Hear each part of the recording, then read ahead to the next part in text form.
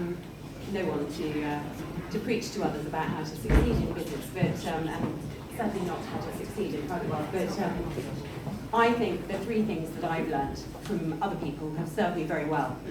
And the first one is always to start with the word yes in your mind.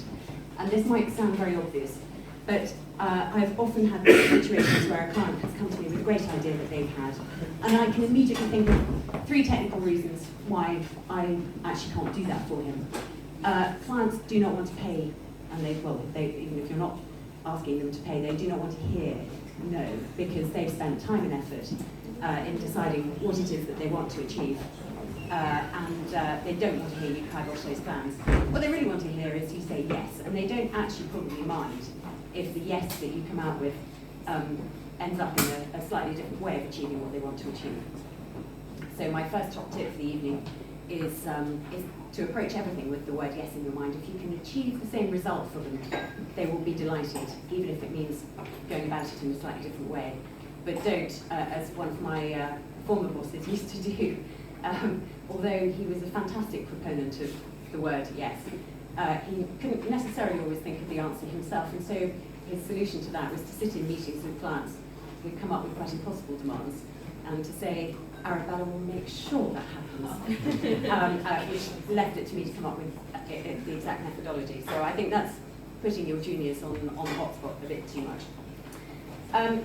My second top tip is something that someone told me ages ago, which is, I'm a lawyer, but there will be those of you here who are accountants or finance professionals.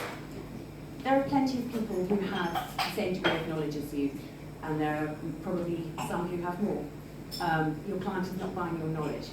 He is buying your experience, your take on things, your guidance, your judgment. He can go down the road and find 10 people who will tell him what the law is, in my case, or tell him what the stock market has done today.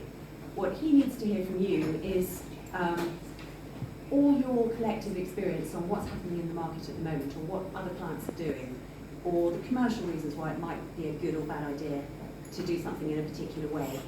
That will help him make his decision, and that is what he's really buying. Don't ever make the mistake of thinking that he's buying your vanilla advice.